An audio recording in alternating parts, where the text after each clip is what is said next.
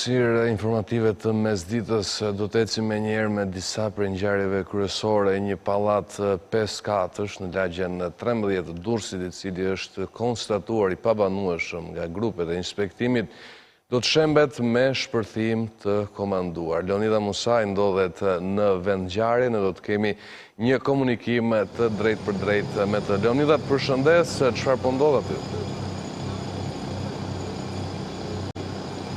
Përshëndetje Gjoj, këtu aktualisht po vazhdon puna për vendosjen e lëndës plase në përkolonat mbajtëse të këtij objekti 54 që ndodhet në lagjen numër 13 të qytetit të Durrësit dhe është klasifikuar si objekt i pabanueshëm, por mbi të gjitha një objekt i rrezikshëm për banorët të cilët jetojnë ose kalojnë në këtë rrugë që ne ndodhemi aktualisht.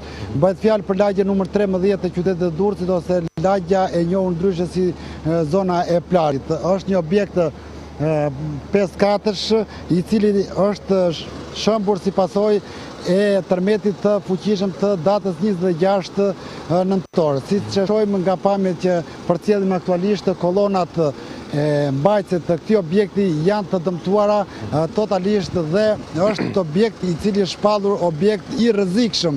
Përveç se është shpallur si objekt i pabanueshëm, është shpallur dhe objekt i rrezikshëm. Aktualisht që po flasim, Klodi, po çpohen vrimat në për kolonat përkatëse dhe kolonat mbajtëse, ndërkohë që një fazë e dytë do të jetë vendosja e lëndës plase në për këto kolona dhe më pas do të shtypet butoni i cili do të kryej shpërtimin e komanduar në këtë objekt, ku le të themi është zgjedhur kjo metodë e shkatërimit pasi mjetet e rënda të IKMT-s nuk arrin të veprojnë sepse pranë këtij objekti ndodhen edhe 2 objekte të tjera dhe nga rrëzimi i tij pra mund të ketë dëmtime për këto 2 objekte të tjera. Prandaj është zgjedhur dhe shpërtimi i komanduar Gjoj në këtë lagje, në këtë zonë, në zonën e plazhit në lagje numër 13. Pra është objekti i parë, le të themi, që do të shëmbet nëpërmjet shpërtimit të komanduar. Leonida, ka patur një bilanc i qartë se sa objekte të tilla do të prishen? Deri në këto momente që ne flasim, 11 grupet e punës me rreth 50 inxhinier të huaj kanë konstatuar kanë verifikuar rreth 365 objekte, ndërkohë 175 prej tyre janë konstatuar si objekte ose janë klasifikuar tek objektet e dëmtuara. Ndërkohë 27 prej tyre do t'i nënshtrohen procesit të shëmbjes. Ndërkohë pjesa tjetër e këtyre 175 objekteve do t'i nënshtrohen rikonstruksionit pra. Leonida, të falenderoj për raportimin. Mirë, shikues nderuar, qëndrojmë në Durrës, pasi në fakt prokurorët kanë mbritur në drejtorinë e urbanistikës për të nisur hetimet dhe për të vjuar në fakt me procesin investigues. Sonila Musaj, kolegja jonë, ndodhet aty dhe do të na informojë mëngjesisht. Sonila, çfarë pritet ndodh me këtë proces? Ashtu si që thatë edhe ju, prokuroria ka nisur hetimet pas shëmbjes pallateve në Durrës, ndërkohë prokurorët ndodhen në zyrën e urbanistikës, të cilët kanë bëritur për të sekuestruar të gjitha lejet e ndërtimit që janë dhënë, ndërkohë kanë sekuestruar edhe në cilësinë e provës dokumentacionin, pra ashtu si që thash në lidhje me ndërtimet. Dyshohet në fakt se pasojat sipas prokurorisë kanë ardhur si shkak i ndërtimeve pa leje apo moskryerjes së detyrës nga inxhinierët zbatues apo personave përgjegjës për këto ndërtime. Sonila, shoh një numër relativisht të madh qytetarësh, mos gaboj, që ndodhen aty, po bëjnë denoncime, ka kërkesa për inspektim, çfarë po ndodh? Në fakt tërmeti i 26 nëntorit, përveç se ka marrë jetë njerëzish, ka lënë edhe shumë persona të pastrek. Këtu janë persona të cilët që prej datës 26 shtëpitë e tyre janë shkatruar dhe kërkojnë në fakt një sqarim sa i përket se çfarë do të bëhet me shtëpitë e tyre, por edhe kanë mbetur në qiell të hapur. Shumë persona të cilët i kam këtu nuk janë akomoduar as në hotel dhe qëndrojnë që prej datës 26 tek të afërmit e tyre. E qartë, Sonina, faleminderit për këtë lidhje direkte. Ndërka që edhe Prokuroria e Tiranës pasi njoftoi një ditë më parë nisjen e hetimeve për ndërtimet abuzive, i ka kërkuar Bashkisë së Kryeqytetit që t'i vërë në dispozicion listën e objekteve që kanë rezultuar të pabanueshme nga ajo. Kolegja Keti Banushi do të na informoj më shumë mbi atë që ka ndodhur. Keti, përshëndetje. Përshëndetje, Gjoj. Atëherë ndodhemi pranë gjykatës krimeve të rënda normalisht, në dhe në gjykatën e krimeve të rënda dhe gjykatën e Tiranës janë pezulluar gjyqet që prej datës 26 kur ndodhi tërmeti, por ndërkohë Prokuroria e Tiranës, e cila dhe vetë është dëmtuar, eksploduar dëmtime, ka nisur hetime që në datën 27 kryesisht për shpërdorim detyre dhe ndërtim pa leje. Ajo i ka kërkuar që në fillim Bashkisë së Tiranës dhe policisti vëri në dispozicion të gjithë dokumentacionin e nevojshëm në lidhje me objektet të cilat janë të dëmtuara. Gjithsesi, Prokuroria e Tiranës i ka kërkuar që të jetë e pranishme nëse ka, përderisa ka një hetim të nisur aktualisht, prokurorët e çështës ose oficerët e policisë gjyqësore të jenë të pranishëm në çdo objekt. Pra, praktikisht, ditën e sotme është shëmbur një shkollë në Pesë dhe prokurorët nuk kanë qenë të pranishëm, por nga një komunikim që kemi patur dhe me drejtorinë e policisë së Tiranës, ajo ka njoftuar që veprimet për këtë shkollë janë bërë nga policia, nga vetë policia, por gjithsesi, përderisa ka një hetim të hapur, duhet të jenë prokurorët ata që duhet të jenë të pranishëm në çdo ndërtim, në çdo vendimarrje që duhet merret, pasi kjo është për efekt të hetimit. Kjo dhe për shkak të marrjes së provave, grumbullimit të provave, në mënyrë që të dalin dhe konkluzionet për fajtorët në lidhje me këtë situatë që ka ndodhur nga tërmeti. Pra, ka fajtor ose ka persona përgjegjës për objektet e dëmtuara. Po deri tani kemi mësuar që as nga Bashkia e Tiranës dhe as nga Policia e Shtetit në Prokurorinë e Tiranës nuk i është vënë në dispozicion një material ose një listë me objekte të cilat janë të dëmtuara dhe po ndërhyhet. Gjithsesi, Prokuroria ka kërkuar edhe në fazën e ndërhyrjes të mos bëhet asnjë veprim ndërhyrje pa qenë i pranishëm dhe pa marrë okein e Prokurorisë Tiranës. Të presim në vijim nëse dy institucionet do të reagojnë, të paktën që në vendngjarje të jenë dhe prokurorët. E qartë, Keti, unë të falenderoj për këtë lidhje direkte. Faleminderit juve.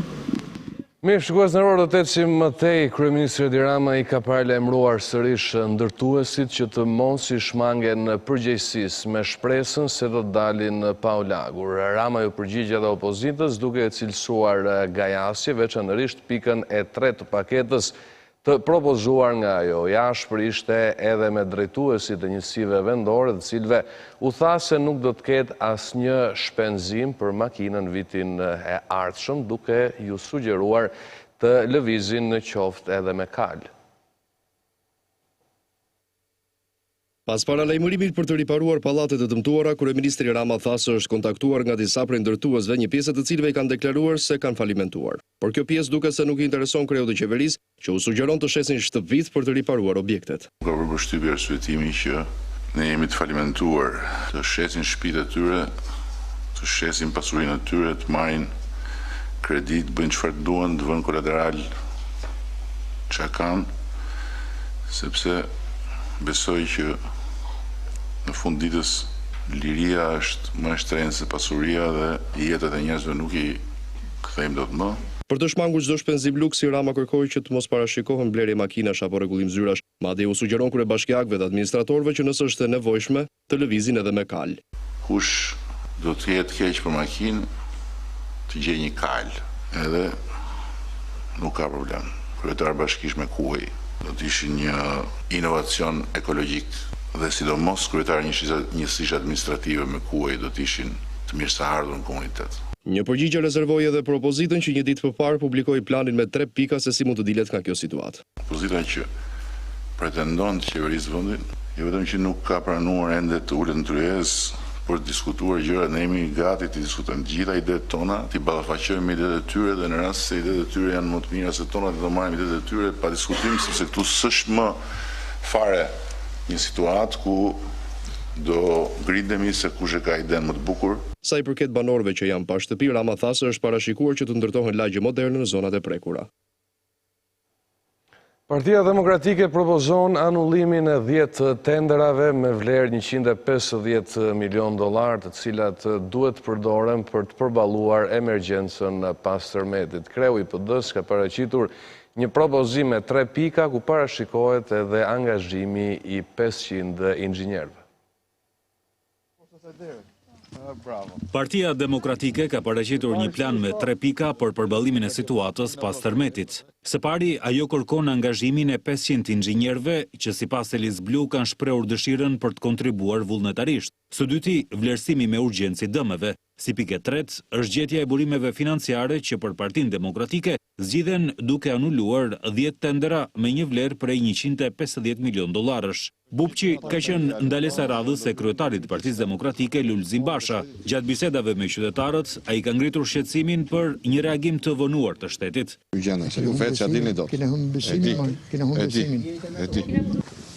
Shqyqyr keni shpëtu mirë herë. Kjo është më e rëndësishme. Se tjerat do t'i rregullojmë hap mas hapi. Do i zgjidhim hap mas hapi të gjitha. Shqyqyr keni shpëtu mirë. Sipas tij, pas vlerësimit të dëmeve, banorët do të duhet të dëmshpërblen në mënyrë të plotë dhe për këtë premtoi mbështetje. Që janë dëmtuar, këto që janë komplet jashtë përdorimit duhen bë nga fillimi. Çat tjera që kolonat kanë qëndruar do rregullohen, do rregullohen muret, pra e para gjë që duhet bësh vlerësimi. Mas vlerësimit mësone, t'jepet ndihma financiare nga shteti. Edhe në lagjen 7 të Durrësit, kryedemokrati zhvilloi takime me banorët, të cilëve u janë shembur banesat. Banesave ka nevojë për kontribut vullnetar. Në fshatin Biz të Ishmit, 11 shtëpi janë klasifikuar të pabanueshme. Në disa prej tyre janë sjellë çadra, por ka edhe nga familjet që janë detyruar të improvizojnë vetë çadra në formë kasolleje për të qëndruar gjatë ditës edhe natës. Kolegu Besar Baraktaraj është me këta banor edhe do të na tregojë më shumë për situatën aty. Besar, të përshëndes, çfarë po ndodh? Përshëndetje Gjoj, ndodhemi këtu në fshatin Biz të zonës së Ishmit, ndërkohë dëmet e konsiderueshme janë shkaktuar nga tërmeti i 26 nëntorit edhe në këtë zonë ashtu si në zonat e tjera. Shumë prej banesave, në fakt konkretisht 11 prej tyre janë konsideruar dhe klasifikuar të pabanueshme pasi dëmet janë në muret e brendshme, ndërkohë çatia e këtyre banesave rrezikon të shembet nga momenti në moment. Në fakt në zonë të paktën nga ajo çfarë kemi mundur të komunikojmë me banorët, janë kryer inspektime dhe këtyre qytetarëve ju është thënë që të largohen dhe mos të qëndrojnë brenda tyre pasi rrezikojnë të shemben nga momenti në moment. Ndërkohë janë ofruar disa çadra në këto banesa, ndërkohë në disa të tjera në fakt qytetarët janë detyruar që të improvizojnë vetë çadra në formë kasolle për të qëndruar. Ne ndodhemi në banesën e familjes Çerri ku nga autoritetet është dhënë një çadër verore, ndërkohë situata bëhet më vështirë tashmë që ka nisur dhe rreshjet e shiut dhe i ftohti. Ndërkohë ne do kemi një komunikim me zonjën e shtëpisë lidhur me përballimin e situatës në këto ditë të vështira që kanë kaluar pas ditëve të tërmetit. Zonjë, përshëndetje. Si e keni mundë ta kaloni ditët dhe netët në këto kushte, në këtë çadër e cila ju është dhënë nga autoritetet, pra është një çadër verore? Shumë ftoftë kemi pas, shumë ato bjeshim, që bje jashtë bje mrena. Shumë vështirë, shumë vështirë. Në banes nuk mund të futeni? Në banes nuk mund të futeni, në kanë thënë mos u futni mrena, shqyr që keni dalë shnosh, mos u futni më mrena. Nësë kemi as ku të ngrofemi, nuk keni as ku të gatuim, nuk keni as gjë. Ndërkohë ju thoni që shiu deporton brenda çadrës, çfarë zgjidhje keni gjetur për ta përballuar situatën? Kemi kërku çadër dimrore, po s'na kanë pru. Edhe ne sob për ngrofje, për gatim. Ne kemi pas sob drush, ato nuk futet soba druvet se është çadër edhe nuk është. Dum një sob për gatim, dum një reflektor, një gjë.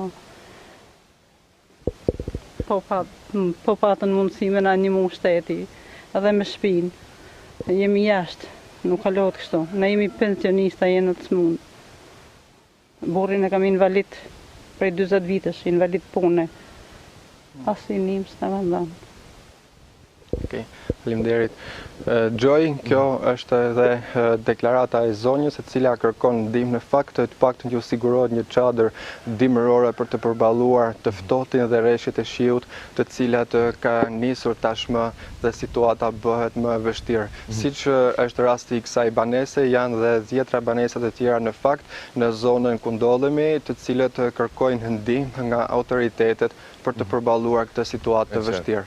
Mirë besar, padyshim është minimalja që mund bëhet një stre të paktën e sigurt për banorët e prekur. Unë falenderoj për raportimin gjithashtu edhe për intervistën që realizuat me zonjën.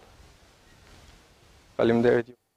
Mirë, shikues nderuar, do të ecim më tej. Banorët e pallateve të dëmtuara në Mamurras kanë shndruar makinat në shtëpi pas tërmetit. Ata thonë se kanë frikë të futen në banesa pa u certifikuar nga ekspertët nëse përbëjnë ose jo rrezik.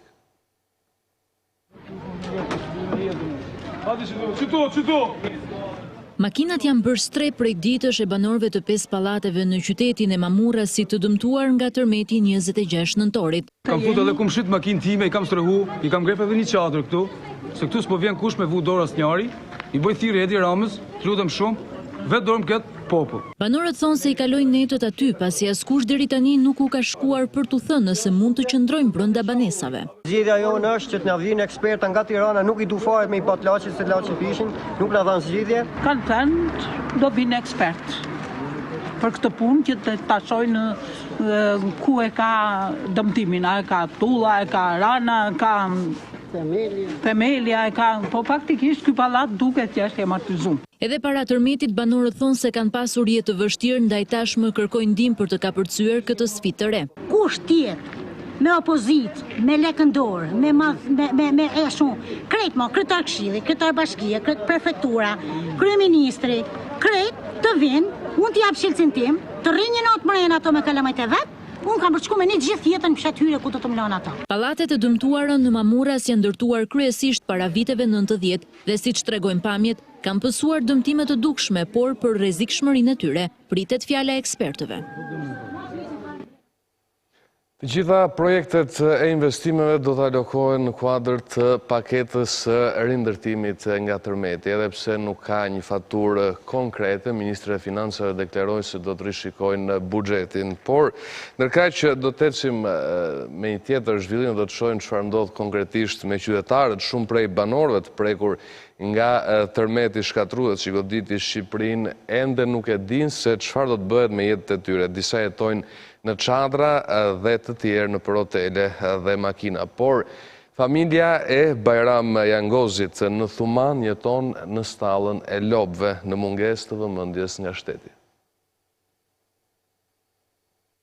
Kjo këtu dikur përdorej si kasole lopësh, e sot është vetëm stre e familjes Bajram Jangozit. Që prej të martës, 75 vjeçari Bajram Jangozi, së bashku me bashkëshorten dhe djalin e tij të sëmur, kanë gjetur si zgjidhje jetesën në këtë kasole. Kjo familje ndihet e lënë pasdore, pasi që prej datës 26 nëntor, askush nuk i ka dhënë qoftë edhe një çadër, duke i detyruar të jetojnë në kushte të denja vetëm për kafshët. E vetmja gjë që kërkojnë është një stre ku të fusin kokën. Pikës kasole, 30, kam i djali invalid, dhe në të tëra që tomë që këtë kasole lopë. Shtëpia shem, se s'na ka dhanë kush çadër, kena shkuar që s'na hapin çadër. Një herë nuk dzena. Një herë s'kemi fli. Një herë nuk dzena, se he. Unë frejmë qita, ty në dyve sa më ziu kena proshi, të dy divanat së mbri. Për qeverin, me në një mund qeveria. Vetëm për shtëpi. Pasi sen tjetër nuk kërkoj. Bo shpisin ato vdek, jem 75 vjeç të gjyshi. Pas shkatërimit të shtëpive të tyre, banorët përpiqen të marrin çka ju ka shpëtuar. Ndue Gjonaj tregon se e bagëtin që i mbeti, po e dërgon tek të afërmit. Po i qojmë kë njerëzit e tonë që janë me na i majtë, se s'kemi ku mi majtë, ne pa banushme dhe ne jemi... Ndërsa bashkëshortja e tij apelon për një shtëpi ku të ketë mundësi të fus kokën, së bashku me antarët e tjerë të familjes. Jetën nuk do më qanë. Jam lëdhë gjithë jetën. E kam bleket shpiri me shimet e kokës. Si kam marrë këtu, s'kam pojnë ditë plazh një jetën time. Vetëm të lëdhë me jetu me blekëtëri, me djerë zbalën, pasër ti. Do të më të mnu se ku shkoj nuk e di, s'u kam bërë invalid, vetë invalide. Te do të shkoj tre një javë, do të shkoj tre ke shpejë me mirë ditë. Një javë do të shkoj keni motër se kam bathore, një javë do të shkoj në Tale keni motër, unë s'di sa ku shkoj. Në Thuman, tërmeti 26 nëntorit u mori jetën 24 personave, ndërsa la pas edhe shumë të pastre. Tërmeti ka thelluar dëmet në banesa në rrethinat e Tiranës, në zonat e Pezës dhe Ndroqit. Banorët e kalojnë natën në çadra, ndërsa kërkojnë vlerësim dëmesh nga autoritetet. Që prej tërmetit të 21 shtatorit, kjo banesë në Pezë është shpallur e pabanueshme, por familja vijon të kalojë netët në këtë çadër. Prej 3 muajsh u kërkon autoriteteve një zgjidhje, e cila ende s'ka ardhur. 3 muaj, deri në 20 shtator. Që atër ka pasur dëme? Që shtatorë. Shumë banesa në zonën e Pezës dhe të Ndroqit janë të dëmtuara rënd. Banorët kërkojnë ekipe të specializuara dhe inxhinier për vlerësimin e dëmeve. Më kanë luajtur gjithë murët. Si që shef vetë me banjo, me murët komplet. Unë kërkoj inxhinier që të verifikoj shtëpinë në asgjë tjetër.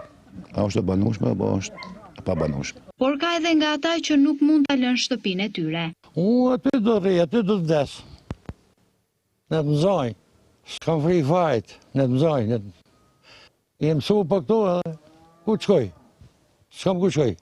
Pa tani me thonë drejtë një 3-4 nesë kemi fletu. Tani kemi fillu fletu ku të shkojmë. Ndërsa në këtë pallat në kombinat, situata paraqitet ndryshe. Inspektoriati i ndërtimit e ka shpallur të pabanueshëm, ndërsa 150 familje që banonin aty e kanë pranuar fatin e tyre. Ke mund të rrimë brënat në zërë dhe brënat si të zurin durës. Shfaqen pasiguri për të ardhmen, por shprehen se jeta nuk ka çmim. Pse nuk në dhanë qira dhe partoshin hikni, po dhe sot vën shiritin ata dhe asnjë gjë. Asnjë rrugdidhjes është. Çfarë rrugdidhje kemi neve? Ku do vëm të rimë? Unë me s'ka të rrugët. Ku të mundemi, nuk kemi që të bëjmë, sa të vdesim më mirë të rojmë. Shtëpit janë kthyer të pabanueshme edhe në fshatin Domje. Në banesën e familjes Selimi është dëmtuar gjithë struktura e katit të parë. Verifikim nga shtëpisë nga njësia nuk është bafare. Nga ana ime mosit e mia kam mbarë inxhinier privat për verifikimin e shtëpisë. Ai thotë se shtëpia është e pabanueshme për arsye sepse kati ditë është i dalëm nga kolonat. Gjithashtu në fshatin Bubq, shumë banesa janë kthyer të pabanueshme.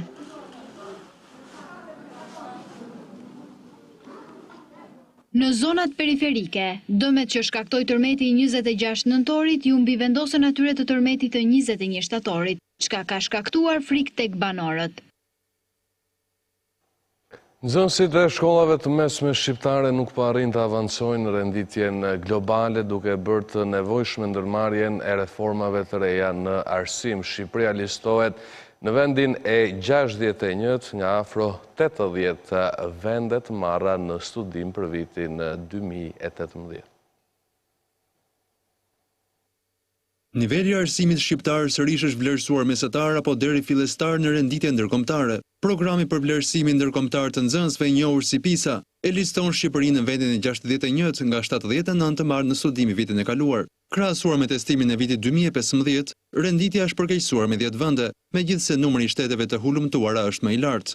Testi OECD-s mat kapacitetin nxënësve të rinjve 15 vjeçar në disiplinat e leximit, matematikës dhe shkencave të natyrës dhe ndikon në ndërmarrjen e reformave në arsim. Në fushën e leximit, nxënësit shqiptar u vlerësuan mesatarisht me 405 pikë apo njësoj sa 3 vite më parë. Në fushën e shkencave raportohet ulje me 10 pikë në 417 pikë, ndërsa trajektoria për disiplinën e matematikës është më pozitivja, duke u rritur nga 413 në 437 pikë. Ky ndryshim çmohet edhe nga OECD-ja, si kundër avancime në mësimdhënie dhe stimujt e autoriteteve shqiptare për të rritur shkallën e regjistrimit të nxënësve në shkollat e mesme. Për rajonin e Ballkanit, Kroacia renditet më mirë në vendin e 29, Serbia e 45, Malizi i 52, Maqedonia e 67, ndërsa Kosova më e dobta e 77 nga 79 në total. Edhe këtë radhë, vendet asiatike si Kina dhe Singapori kryeson renditjen, të ndjekura nga Estonia si një nga shtetet europiane me sistemin e mesëm arsimor më të mirë në botë.